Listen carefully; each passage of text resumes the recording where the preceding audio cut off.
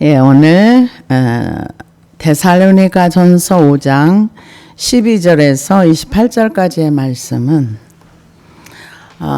데살로니가에 있는 성도들이 이제 하나 세워진 지가 1년 정도 이제 좀 지난 다음에 하나님의 말씀의 복음을 듣고 그들의 삶이 좋은 영향력도 끼쳤는데 또 반대로 그렇지 않은 부분도 있었습니다. 그래서 데살로니가전서 1장에 보면은 사랑의 수고와 소망의 인내와 믿음의 역사가 충만해 가지고 여러 나라까지 이렇게 소문이 날 정도. 근데 문제는 뭐가 있었느냐? 사람들이 예수님이 오시기 전에 일찍 이제 죽은 사람들, 그러면 주님을 만나지 못하는 사람은 어쩌나? 이런 문제와 또한 주님이 내일 오시니까 얼마 후에 오시니까 우리 뭐 일할 거 뭐 있어? 적당히 있다가 주님 만나면 되지. 근데 지금 현재 우리는 뭐 주님 오심에 대해서 그렇게 특별하게 얘기는 하진 않지만 그래도 언제 오실지 모르니까 우리는 항상 준비는 하고 있어야 돼. 그냥 이 정도 수준인데요. 그래서 이제 저 같은 경우는 주님이 만약에 오신다면 나는 일한 거 하나도 없는데 큰일 났네. 아직 내가 유업을 받을 정도까지 아직 거기까지 아직 못 갔는데 지금 오시면 큰일 났네. 이제 이 정도인데 이 착각하는 건 자유예요. 어떤 자유냐면은 주님이 오신대. 그러면 준비하고 있어야지. 그래서 자기가 다니던 교회에서 나와가지고 그런 사람들끼리 네트워크를 만들어가지고 끼리끼리 모여가지고 예배하고 뭐 한 2, 3년 됐나 봐요. 그렇게 한 지가. 근데 안 오시네? 그럼 우리 이제 어쩌지? 이런 분들이 많이 있으신가 봐요. 이제 코로나도 있었고 여러 가지로. 그래서 그런 사람들이 그러면 다시 옛날 교회로 돌아가? 말어? 뭐 이러면서 굉장히 갈등이 심한 어떤 이런 얘기들을 들었어요. 듣고 나서 그 사람들은 참 용감하다. 어떻게 주님이 오신다고 그렇게 그런 행동을 할 수 있을까? 이제 저 혼자 그런 생각을 하면서 이런 얘기를 좀 나눴는데요. 우리가 지금 살아가는 세상은 전 세계적으로 이렇게 편치 않은 그런 세상 속에 살고 있어요. 근데 이제 이번 주 화요일이면 추석날입니다. 그러면은 추석 때가 되면 많은 사람들이 조상에게 제사를 지냅니다. 그럼 우리나라가 이 조상으로부터 제사를 지내게 된 게 수천 년이 됐느냐? 그렇진 않아요. 조상에게 제사를 지내는 건 12세기 말 중국 송나라 때 주의라는 사람이 처음으로 시작을 했습니다. 주의는 유교와 불교와 도교의 영향을 받아 유교 철학을 만들어냈고 그의 철학을 우리나라에서는 성리학으로 받아들였어요. 서양에서는 신유교라고 이렇게 말을 했습니다. 조상에게 지내는 관습은 아시아나 아프리카 몇 개 부족외에는 없는데요. 아시아권에서는 중국, 대만, 일본, 홍콩, 한국인데 한국에서는 13세기 고려 말에 우리나라에 성리학이 들어오면서 그때 대표적인 학자가 정몽주, 이색 같은 분들인데 주위의 성리학을 본받아 사당을 짓기 시작했고 뛰어난 자기들의 조상을 자랑하기 위해서 제사를 지내는 장소로 만들었답니다. 그 전에는 우리나라는 제사를 지냈느냐? 하늘 신에게는 지냈는데 우리나라는 원래 불교를 이렇게 받아들여서 불교가 오랫동안 있었기 때문에 제사를 안 지냈답니다. 근데 그리고 처음에 이성계가 조선을 건국하고 고려의 불교로부터 국교를 성리학으로 바꾸면서 새로운 형태의 유교를 만들면서 조선의 종교를 받아들이면서 이 제사를 장려하기 시작했는데 우리나라의 고구려 신라 백제 시대나 불교가 국거했던 시대에는 제사가 없었답니다. 그러면은 이 제사가 왜 만들어졌느냐? 조선을 건국하고 제사 제도를 장려한 이유는 정치적인 목적이었는데 임금에게 충성할 것을 목적하면서, 그러면서 임금에게만 충성하라고 하면 좀 그렇잖아요. 그러니까 부모한테도 효도해, 죽은 자들. 그러면서 원래 우리나라에서 이렇게 제사를 지내는 거는 13세기부터 중국에서 이제 도입한 거예요. 그래서 그 전에는 제사를 안 지냈고, 그러고 나서 이제 유교가 들어오면서 이제 제사를 지는데, 제가 나라에 제사를 놓고 뭘 놓고 기도를 할까? 그래서 고민을 많이 하면서 이런 부분을 찾다가 보니까 결국은 이거더라고요. 우리 조상은 훌륭한 사람이야. 나도 훌륭해. 우리 조상도 훌륭하니까 내가 제사를 지내주는 거, 그리고 그 조상의 후손인 나도 훌륭해. 나 잘났어. 이런 의미와 목적이 있다는 얘기를 하시는 분들도 있더라고요. 그래 가만히 생각해 보니까 그럴 수 있을 것 같아요. 결국은 처음에 우리나라가 이 제사를 지낼 때는 막 이렇게 많이 뭔가를 차려놓지 않았답니다. 간단하게 과일과 술과 뭐 몇 가지 요렇게 해가지고 그냥 이렇게 끝났는데, 갈수록 이제 점점 심해져가지고 음식도 많이 하게 되고 막 이제 거창해지는, 그러면서 원래는 2대까지만 제사를 지냈는데 3대, 4대 이렇게 올라가기도 하고. 근데 중간에 막 이렇게 가다가, 그러면 요즘은 어떤가? 요즘은 또 그 제사가 거의 축소돼가지고 가족끼리 여행을 가서 제사를 지낸답니다. 그래서 해외여행도 많이 나가고, 다른데 이제 가족끼리 여행을 가가지고 어떻게 제사를 지내는가? 간단하게 뭐 제사용품 몇 가지 이제 사가지고 거기 가서 이렇게 제사 지내고 노는데 이렇게 많이 이제 한다, 이렇게 얘기를 하더라고요. 그래서 제사의 풍속도 자꾸 시대에 따라서 이렇게 바뀌어가는구나. 그래서 제사를 이제 옛날에는 안 지내면 큰일 나는 줄 알았어요.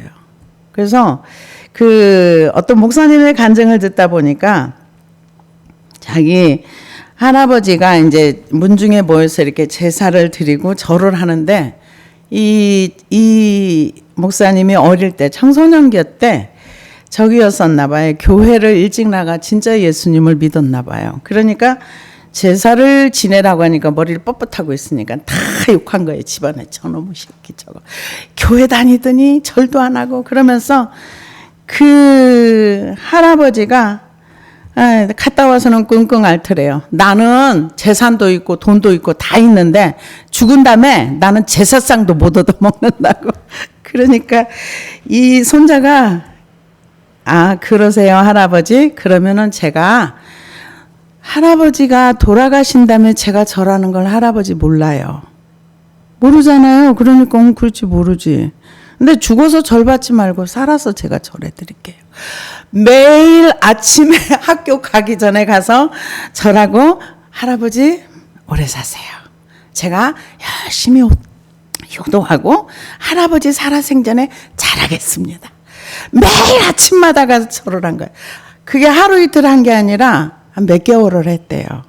그랬더니 그 할아버지가 알았다. 그리고 성경에서는 살아있을 때 효도하라 그랬어요. 제가 할아버지한테 잘 해드릴게요. 그리고 학교 갔다 오면 진짜 그 할아버지한테 신경을 써서 이렇게 뭐 이제 말도 잘 듣고 뭐 이렇게 매일 절하고 그랬더니 한 몇 개월 지나니까 네가 믿는 예수가 그런 예수면 나도 너 따라서 교회 나갈게. 그리고 예수를 믿게 됐다는 이런 간증을 한번 제가 본 적이 있는데요. 이게 뭡니까? 사랑과의 관계를 하는 거예요. 그 할아버지에게 자기는 죽어서 절 못 받는다고 탄식하는 할아버지한테 매일 가서 절해줘. 그 할아버지가 생각할 때는 이놈이 해봤자 뭐 며칠이나 하겠어 이렇게 했는데, 이걸 몇 개월을 하니까 할아버지가 손을 들고서 그래 네가 믿는 예수면 내가 믿겠다 하면서 교회 따라와서 그분 진짜 예수 믿고 그랬다는 간증을 제가 들은 적이 있습니다. 그런데 오늘 데살로니가전서 5장 12절부터 28절 말씀까지도 관계예요. 우리가 추석이 되면 사람을 많이 만납니다. 그런데 이런 관계 속에서 내가 어떻게 행동을 해야 되는가. 그래서 12절에 보니까 형제들아 우리가 너희에게 구하노니 너희 가운데 수고하고 주 안에서 너희를 다스리며 권하는 자들을 너희가 알고, 이거는 리더자들, 지도자들을 얘기합니다. 너희가 알고 그들의 역사로 말미암아 사랑 안에서 가장 귀히 여기며 너희끼리 화목하라. 그러니까 여러분들이 혹시 제가 여러분 마음에 안 들거들랑 용서하시기 바랍니다. 왜요? 이거를 안 하게 되면 이게 관계가 막혀가지고 하나님의 은혜가 흘러갈 거가 못 흘러가고 막혀요. 그래서 누가 누구에게든지 관계가 막히면 안 되지만 특별히 주의 종들과의 관계가 막히면 안 돼요. 사람이 100% 다른 사람 마음에 들 수는 없어요. 아무리 잘한다고 해도 본인 마음에는 안 들 수 있어요. 내가 원하는 것은, 그러면은 왜 관계가 막힐까? 내가 원하는 게 있는데 저 사람이 줄 수 있다고 생각하는데 나에게 안 주면 서운하면서 관계가 막혀요. 그래서 주의 종들과의 관계가 막히지 않도록 하라는 거예요. 그러면서 너희끼리 사랑 안에서 귀히 여기며 너희끼리 화목하라. 이것도 마찬가지예요. 관계를 얘기하는 거예요. 성도들끼리 서로 막힌담이 없도록 화목하라는 거예요. 근데 뭔가 마음에 안 들고 화가 나면은 말은 안 하지만 속에서는 불편한 거예요. 이거 없애라는 겁니다. 어떻게 없애요? 십자가 밑에 가야죠. 용서해야죠. 그러기 전에는 우리가 힘들어요. 그래서 이 사람과 사람끼리 화목하는 거, 서로가 관계가 막히지 않아야 예수 그리스도의 지체로서 서로 소통을 하면서 서로 성장해가는 동력이 됩니다. 그래서 화목하라는 거죠. 그러니까 이 추석이 되고 명절이 되면 사람들끼리 모여가지고 엄청 싸워요. 근데 이제 맨정신으로 못 싸우고 제사 지내고 술 한잔 하고 나면은 그때부터 이제 감정의 골이 깊은 것들이 나와요. 전에 한번 우리 여동생이 그런 얘기를 하더라고요. 시댁에 가서 그 1년에 한 번이나 2번 정도 만나는 그 이제 친척들을 보면은 반드시 꼭 싸우고 간대요. 그러면 싸우면 다음에 안 올 줄 아는데 또 온대요. 또 와서 막 또 싸우고. 근데 그 싸우는 일들이 현재의 일을 가지고 싸우는 게 아니라 옛날의 일들. 근데 그거는 저는 이해가 가요. 왜 이해가 가는가? 우리 교회 다니는 사람들도 말씀을 순종 안 하고 용서하라는데 용서 못 하는데, 안 믿는 사람들은 하나님의 법도 없고 자기 법으로 사는데 용서가 안 되니까 감정이 이제 쌓인 게 많다 보면 흘러 넘치거든요. 봐주는 것도 어느 정도 한계가 있는 거지. 내가 봐줄 만큼 봐줬어. 근데 이제 도저히 못 참겠어. 그러면 이제 싸우게 되는 거죠. 그래서 이 사람들이 모일 때 서로 싸우지 않으려면은 용서하는 거. 용서하는 게 뭐예요? 말씀을 순종하는 겁니다. 용서하지 않는다는 거는 하나님이 그렇게 말했어도 난 듣기 싫어. 난 내 법으로 살 거야. 나는 절대로 용서 못해 하면은 화목이 이루어지지 않습니다. 그래서 서로 화목하라. 그러니까 너희끼리 화목하라는 얘기는 교회 안에서도 화목해야 되지만 가족 간의 관계, 일가 친척 간의 관계 속에서도 서로 화목해야 되는 거예요. 먼저 믿는 사람들은 하나님의 말씀의 법을 들었기 때문에 이 말씀을 순종해서 용서하고 화목하는 것이 맞습니다. 또 형제들아 너희를 권면하노니 게으른 자들을 권계하며 마음이 약한 자들을 격려하고 힘이 없는 자들을 붙들어주며 모든 사람에게 오래 참으라. 여기서 게으른 자들이라는 거는 그 훈련장에서 이탈된 사람을 얘기한답니다. 그러니까 하나님의 백성으로 부름을 받아서 군대에서 훈련을 받더니 너희는 그리스도의 군사라 했는데 그 훈련을 받기 싫어가지고 게을러서 이탈된 자들. 하기 싫어서. 기도하기 싫고 뭐하기 싫고 형태만 유지하면서 거기에서 이탈된 자들을 게으른 자들이라 이렇게 표현을 한답니다. 그래서 게으른 자들을 격려하고 다시 원위치로 돌아와서 그리스도의 군사로서 훈련을 받고 너 자신을 성화시키고 하나님의 말씀을 순종하는 사리로 나가라 이렇게 권면하라는 거죠. 그 다음에 힘이 없는 자들은 믿음이 약해가지고 그러니까 성경에 보면 믿음이 그 큰 자라고 하나님이 칭찬한 사람도 있고 믿음이 약한 사람도 있고 믿음이 있긴 있는데 아주 연약한 사람 힘이 없는 자들은 교회는 다니지만 믿음의 역사를 일으킬 만큼 힘이 없는 자들 이런 자들을 격려하고 그러니까 권면하고 권계하고 격려하고 그리고 힘이 없는 자들, 약한 자들을 격려하고 힘이 없는 자들. 약한 자들은 이제 전체적으로 다 약한 걸 얘기하고 그 힘이 없는 자들은 믿음이 연약한 자들. 그래서 붙들어주며 그 사람이 믿음이 파손되지 않도록 붙들어주며 또 모든 사람에게 오래 참으라. 오래 참으라는 거는 그 성령의 열매 중에 하나입니다. 그래서 이 성령의 9가지 열매 중에 하나이기 때문에 하나님의 속성입니다. 그래서 사랑은 오래 참고 우리 이 성령의 열매는 관계를 통해서 맺어지는 것들이 굉장히 많습니다. 오래 참고 절제하고 이런 것들이 다 사랑과의 관계 속에서 인내하고 받아주고 용납하고 하면서 맺어지는 열매 중에 하나입니다. 그러면서 오래 참으라. 삼가 누가 누구에게든지 악으로 악을 갚지 말게 하고 서로 대하든지 모든 사람에게 항상 선을 따르라. 악으로 악을 갚지 말라는 거는 로마서 12장 17절에서 19절에 보면은 아무에게도 악을 악으로 갚지 말고 모든 사람 앞에서 선을 도모하라. 할 수 있거든 너희로서 모든 사람과 더불어 화목하라. 내 사랑하는 자들아 너희가 친히 원수 갚지 말고 하나님의 진노하심에 맡기라. 기록하였으되 원수 갚는 것이 내게 있으니 내가 갚으리라 주께서 말씀하시니라. 그러니까 이 원수를 내가 갚으려고 내가 심판장의 자리에 가지 말고 하나님께 이러한 사정을 아뢰고 하나님 앞에 기도했을 때 하나님께서 그를 심판하시니까 네가 그 악을 갚으려고 하지 마 이 얘기예요. 이거는 뭘 얘기합니까? 하나님이 심판주라는 걸 인정하는 거예요. 근데 내가 갚으려고 하는 거는 내가 하나님의 자리에 앉아 있는 겁니다.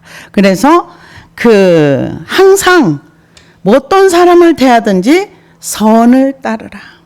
성령을 따르라 하는 것처럼 선을 따르라는 거는 사람들에게 친절하라는 얘기도 된답니다. 그래서 추상적으로 뭐 그냥 그렇게 해 이게 아니라 사람을 대할 때 친절하게 대하고 내 마음에 안 들어도 친절하게 대하고 그래서 우리의 지금 12절에서부터 있는 거는 사랑과의 관계 속에서 우리가 그런 호구되라는 얘기냐? 그 얘기가 아닙니다. 하나님의 말씀에 중심을 잡고 내가 하나님 말씀을 순종하는 삶이 무엇인가를 알고 그렇게 따라가라 그 얘기입니다. 그러면서 항상 기뻐하라. 항상 기뻐하라. 어떻게 기쁠 수가 있어요? 근데 항상 기뻐하라는 얘기는 무슨 얘기냐? 하나님과 너와의 관계 속에서 하나님을 인정하라. 그래서 인간이 항상 기뻐할 수 없거든요. 그럼 왜 우리는 기뻐할 수 없는가?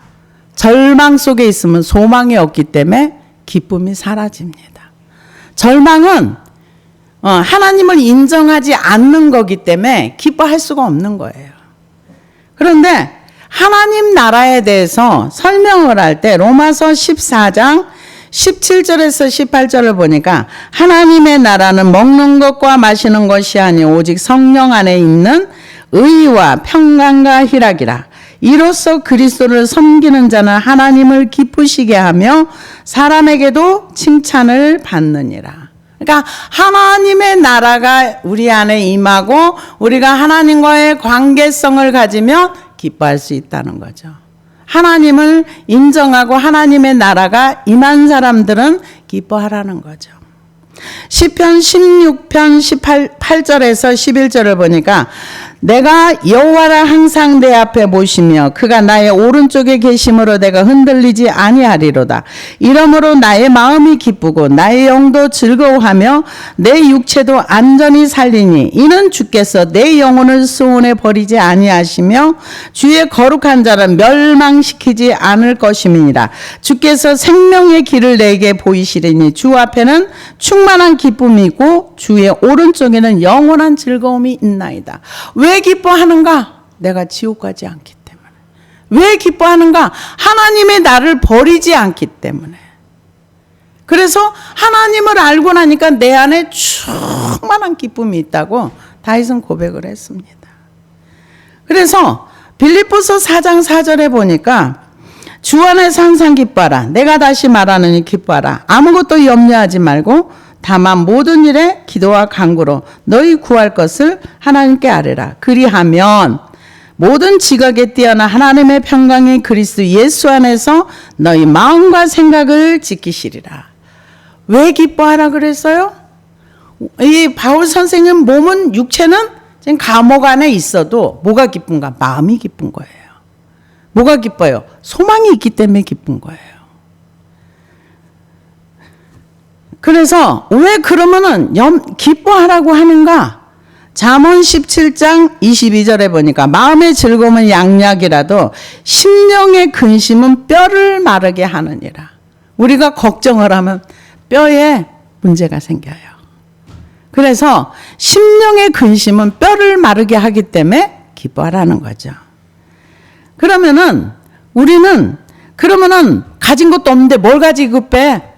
예, 하박국 3장 17절에 19절에 보니까 비록 무화과 나무가 무성하지 못하며 포도나무에 열매가 없으며 감람나무에 소출이 없으며 밭에 먹을 것이 없으며 우리에게 양이 없으며 외양간에 소가 없을지라도 나는 여호와로 말미암아 즐거워하며 나의 구원의 하나님으로 말미암아 기뻐하리로다. 주 여호와는 나의 힘이시니 나의 발을 사슴과 같게 하사 나를 나의 높은 곳으로 다니게 하시리로다. 이 노래는 지혜하는 사람을 위하여 내 수금에 맞춘 것이니라.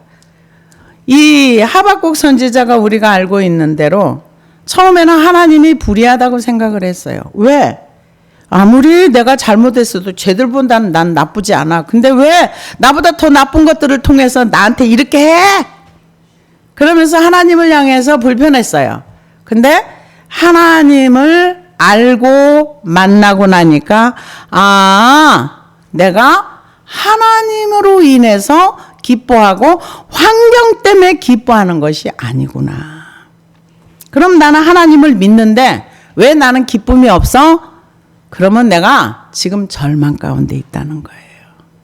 내가 기쁘지 않은 거는 이 다윗도 내가 구원받은 것을 기뻐하고 안에서 기쁨이 충만했는데 절망은 그럼 왜 하는가? 하나님을 인정하지 않기 때문에 소망이 없기 때문에 기뻐하지 않는 겁니다. 이 하박국 선지자도 처음에 환경 때문에 화가 났었어요. 그러다가 하나님을 만나고 나니까 내가 구원받은 것이 어마무시한 거구나. 그래서 환경보다 뛰어넘는 기쁨을 가질 수가 있었습니다. 그 다음에는 쉬지 말고 기도하라. 그러면 쉬지 말고 기도하면 맨날 기도만 해야 돼? 이럴 수 있습니다. 근데 쉬지 말고 기도하는 거는 우리 삶에서 일상에 많은 문제들이 있어요. 그러면은 그 문제들을 하나님 앞에 기도함으로 인해서 문제가 해결을 받습니다.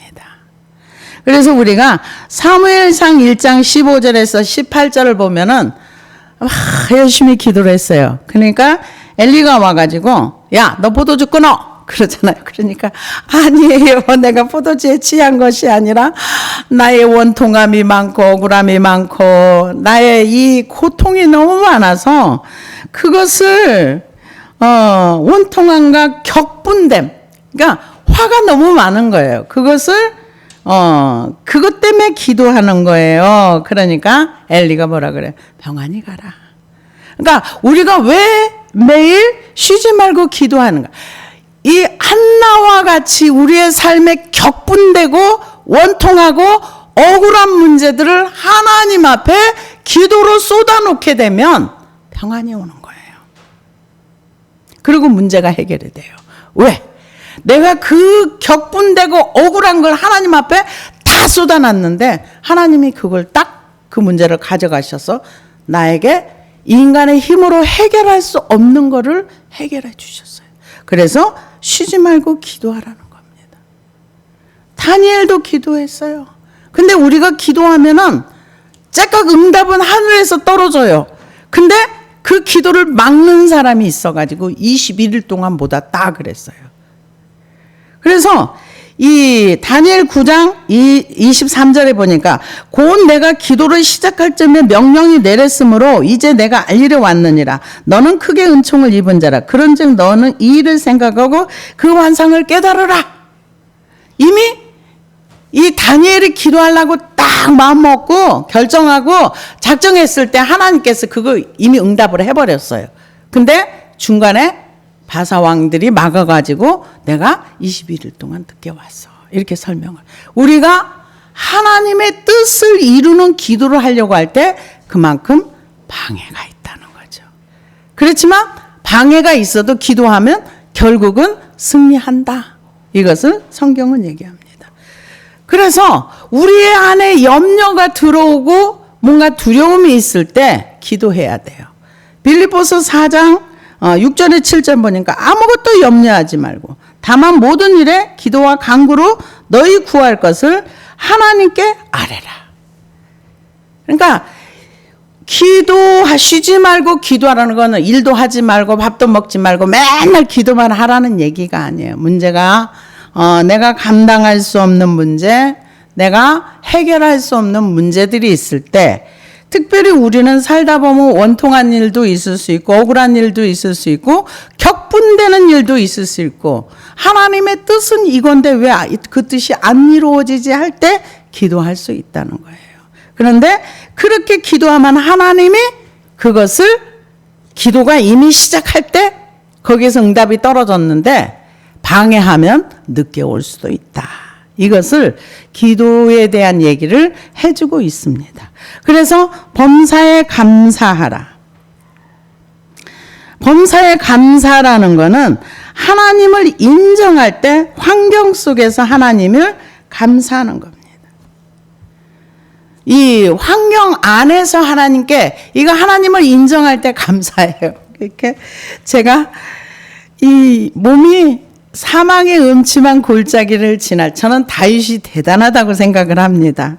왜냐하면요, 그 다윗은 사망의 음침한 골짜기를 지날지라도 해를 두려워하지 않는다 그랬어요. 근데 저는 몸이 여기가 막혀서 고장이 나고 저기가 막혀서 고장이 나니까 두려워하더라고요. 무서워하더라고요. 그래서 와, 다윗은 대단한 사람이다. 두려워하지 않고 하나님 앞에 기도를 했다는 것은 대단한 사람이다. 이런 생각이 들어가더라고요. 그래서 범사에 감사하는 것은 하나님이 제 경우를 보니까 나의 생명을 오늘도 살게 해주셨구나. 생명의 주인 되신 하나님을 인정할 때 감사가 나오고 하나님이 나에게 이것도 할 수 있는 능력을 주셨구나. 하나님을 인정할 때 감사가 나옵니다. 그런데 데살로니가 성도들에게 감사라고 말을 했습니다. 범사에 감사라. 이것이 그리스도 예수 안에서 너희를 향하신 하나님의 뜻이니라. 하나님의 뜻은 무엇인가? 하나님이 여기서는 항상 기뻐하고 쉬지 말고 기도하고 범사에 감사하고 이것이 하나님의 뜻이다 이렇게 얘기를 했어요. 그러면 성경에서 말하는 하나님의 뜻들은 어떤 뜻들이 있는가? 제가 몇 가지만 찾아봤습니다. 하나님은 우리가 거룩하게 살기를 원하세요. 그러면 거룩하게 살면 산속에 들어가 사는가? 아닙니다. 하나님이 성경이 말하는 거룩은 그런 게 아닙니다. 데살로니가 4장 3절의 4절을 보니까 하나님의 뜻은 이것이니 너희의 거룩함이라 곧 음란을 버리고 각각 거룩함과 존귀함으로 자기의 아내 대할 줄을 알고 가정을 잘 지키는 것도 거룩한 것입니다. 그 다음에 디모데전서 2장 4절에 보니까 하나님은 모든 사람이 구원을 받으며 진리를 아는 데 이르기를 원하시는, 이게 다 하나님 뜻이에요. 하나님은 사람들이 지옥관을 원하지 않습니다. 그러나 공의의 하나님이시기 때문에 하나님을 믿지 않는 사람들은 어쩔 수 없이 자기 스스로 그것을 향해서 가는 겁니다. 그 다음에 요한복음 6장 39절에 40절을 보니까 나를 보내신 이의 뜻은 내게 주신 자 중에 내가 하나도 잃어버리지 아니하고 마지막 날에 다시 살리는 이것이니라. 내 아버지의 뜻은 아들을 보고 믿는 자마다 영생을 얻는 이것이니 마지막 날에 내가 이를 다시 살리시리라. 이게 뭐냐면은 하나님의 뜻은 우리가 구원받고 마지막 날에 다시 사는 거. 재림의 주님을 만났을 때 우리가 주님 나라에 갈 수 있는 존재로 그거를 하나님이 원하신다. 이렇게 얘기를 합니다. 그래서 우리는 하나님이 이런 얘기를 들어봤어요. 하나님은 참 나쁜 하나님이다. 그래서 왜 나쁜 하나님이라 그럴까? 아니 애들이 무슨 죄가 있다고 소돔과 고모라성이라는 곳에 다 유황 불비를 내려가지고 다 그렇게 죽일 수가 있어. 그 하나님 뭐가 좋은 하나님이야? 그렇게 얘기하시는 분들도 있어요. 근데 하나님의 공의는 죄가 있는 곳에는 어느 곳에나 심판이 있습니다. 하나님의 진노가 있습니다. 하나님의 공의를 모르기 때문에 그런 말을 할 수 있는 거죠. 그래서 성령을 소멸하지 말며 예언을 멸시하지 말고, 이 얘기는 소멸하지 말라는 거는 불을 끄다라는 의미가 있습니다. 그래서 성령을 소멸하지 말라는 거는 성령의 불을 끄는 행동을 하지 말며, 이 얘기입니다. 그 얘기는 성령께서 우리 안에 오셔서 우리 안에서 일하려고 하는데 계속 성령을 무시하지 말며, 이 얘기가 되는 거예요. 그래서 갈라디아서 5장 16절에 보면 성령을 따라 행하라 그랬어요. 근데 그것을 행하지 않고 계속 무시하게 되면 성령의 그 소욕이 불을 끄는 행동을 네가 하고 있다. 그렇게 얘기를 합니다. 그러면서 예배소서 3장 16절에 보면은 성령님을 얘기할 때 속 사람을 강건하게 하시고 능력 강건하게 하시고 성령이 우리 안에 오셔서 우리를 능하게 하시고 강하게 하시는 그런 분인데, 그 성령의 역사를 네가 소멸하지 말, 그 성령의 불을 끄지 말며, 이렇게 표현을 했습니다. 예언을 멸시하지 말고, 그거는 하나님의 말씀을 무시하지 말라. 우리가 그 구약에 보면은 엘리의 두 아들을 향해서 그들이 나를 멸시했다 이렇게 얘기해. 하나님 무시하는 거, 하나님은 사람들에게 멸시를 받았다 이렇게 표현을 하십니다. 범사에 헤아려 좋은 것을 취하고 악은 어떤 모양이라도 버리라. 악한 것은 따라가지 말고 흉내도 내지 말라는 얘기예요. 평강의 하나님이 친히 너희를 온전히 거룩하게 하시고 또 너희의 온 영과 혼과 몸이 우리 주 예수 그리스도께서 강림하실 때에 흠 없게 보존되기를 원하노라. 우리가 온전해진다는 것은 하나님 안에서 점점 성화가 되어가서 하나님 보시기에 온전한 사람으로 되어가라는 거죠. 그래서 여기에서 그 게으른 자들을 권계하며 마음이 약한 자들을 격려하고 힘이 없는 자들을 붙들어주며, 이 얘기는 우리가 하나님의 말씀을 따라서 말씀으로 훈련을 받고 점점 성화되어져서 하나님이 원하시는 온전한 사람이 돼야 되는데 이거를 하지 못하고 게을러 가지고 이탈되고 지멋대로 살고 지맘대로 살다 보면 성화가 늦어진다는 얘기예요. 성화되어져라. 그래서 흠없이 보존되기를 원하노라. 너희를 부르신 이는 미쁘시니 그가 또한 이루시리라. 우리를 누가 불렀는가? 하나님이 부르셨고 우리를 성령님을 통해서 진리 가운데로 인도하시고 성령님을 통해서 이것을 깨우쳐 주시고 알게 해주시는데 우리 안에 오신 성령님 우리가 계속 무시하다 보면 그가 일을 할 수가 없다 이 얘기예요. 그러면서 형제들아 우리를 위하여 기도하라. 거룩하게 입맞춤으로 모든 형제에게 문안하라. 내가 주를 힘입어 너희를 명하노니 모든 형제에게 이 편지를 읽어주라. 우리 주 예수 그리스도의 은혜가 너희에게 있을지어다.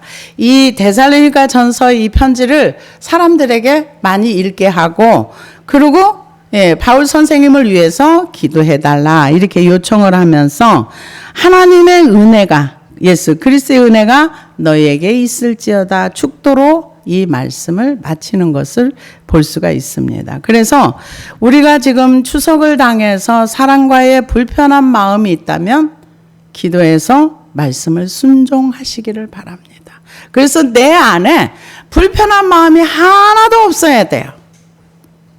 누구를 대하든지 어떤 사람을 만나든지 벽이 있거나 불편한 게 있으면 안 되는 거예요. 다 깨끗이 지워버려야 돼요. 그러면 지워집니까? 네, 지워집니다. 용서됩니까? 예, 은혜로 용서가 됩니다. 인간의 힘으로는 용서할 수 없지만 하나님의 은혜가 임하면 우리는 용서할 수 있습니다. 그래서 삶 가운데서 화목하고 화평하고 그러면서 성령의 열매, 오래 참음의 열매를 맺으면서 삶으로 이 성화되어져서 온전한 자리에까지 가라. 이렇게 우리에게 요구하고 있습니다. 기도하시겠습니다.